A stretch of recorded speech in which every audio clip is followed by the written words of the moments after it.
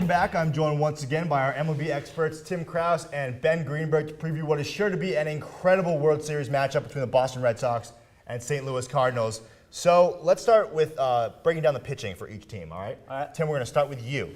Let's break down the Red Sox pitching staff.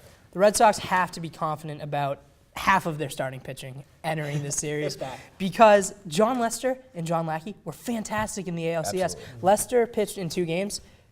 Game 1, where they lost 1-0. He kept that team in the game. And then he also pitched game 5, where they won. And he was phenomenal. And then John Lackey out-dueled Justin Verlander in that game. He pitched 6 2/3 shutout innings, 8 Ks, didn't walk a batter. So those 2 guys are good.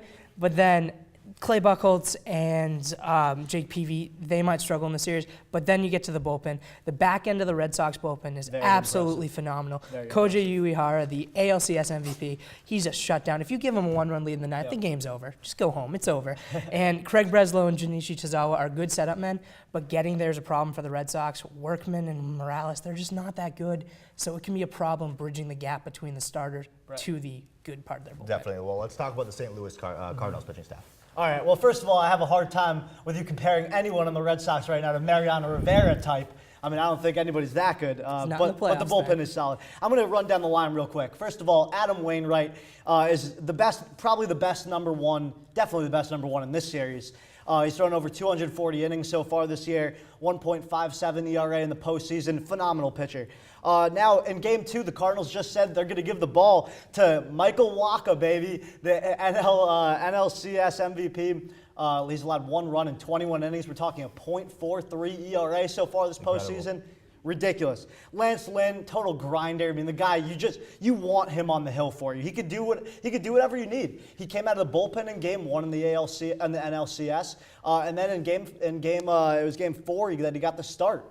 He even got the win in Game 1. So I just think that when it comes to the pitching staffs, St. Louis gets the advantage. Well, let's move over to the other side of the ball and talk about the lineups for each team. Tim, we'll start with you. Talk about the Red Sox lineup. Everyone talks about and makes a big deal about the fact that the Red Sox weren't getting so many hits off of Tiger starting, which is true. It's fair. They only batted .202 as a team in that series, and 5 of their starters were below 200 for the average for the series.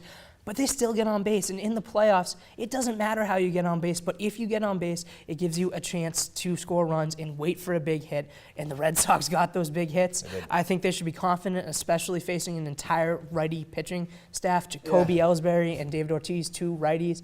2 lefties that should be successfable. I think the Red Sox are going to be very good in this series. Let's move on and talk about the St. Louis Cardinals hitting. First of all, David Ortiz. I mean, I'm not sure how much he's going to be able to get in the game in the NL Park.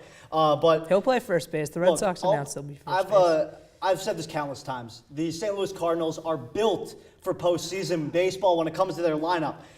They hit with runners in scoring position better than any team in baseball. They bat over .330 in those positions, and they have Alan Craig coming back into that lineup, who hits over .400 with runners on base, by far the best in the league.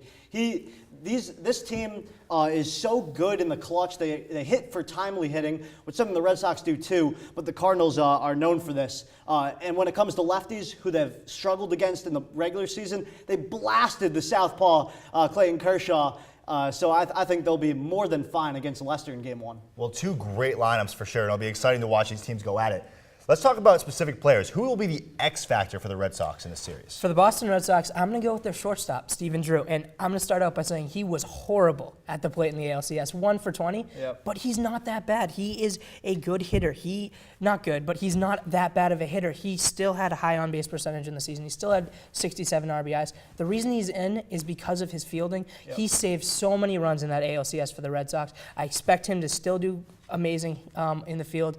And just if his bat can come alive, if he can get out of the slump, which he should be able to considering he's a lefty and he'll be facing all righties, he should be fine. He can get some big hits for the Red Sox. He'll be an X factor. Well, he does need to be good to solidify the middle of that Red Sox lineup. Let's move over to the Cardinals. Who's the Cardinals X factor? You know what? I think Carlos Beltran is going to have a huge series. I know this is this isn't a sleeper pick or anything like that, but Carlos Beltran has been waiting for this moment.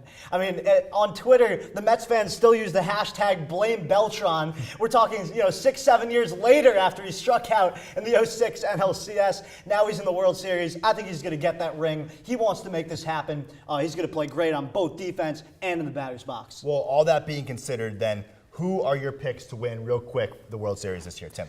At the beginning of the playoffs, I sat here and I said that the Red Sox would win the World Series. They're still my pick. The Cardinals have some advantage, but we play 4 games at Fenway, and I think the Red Sox can do enough to take it home in a classic. Ben?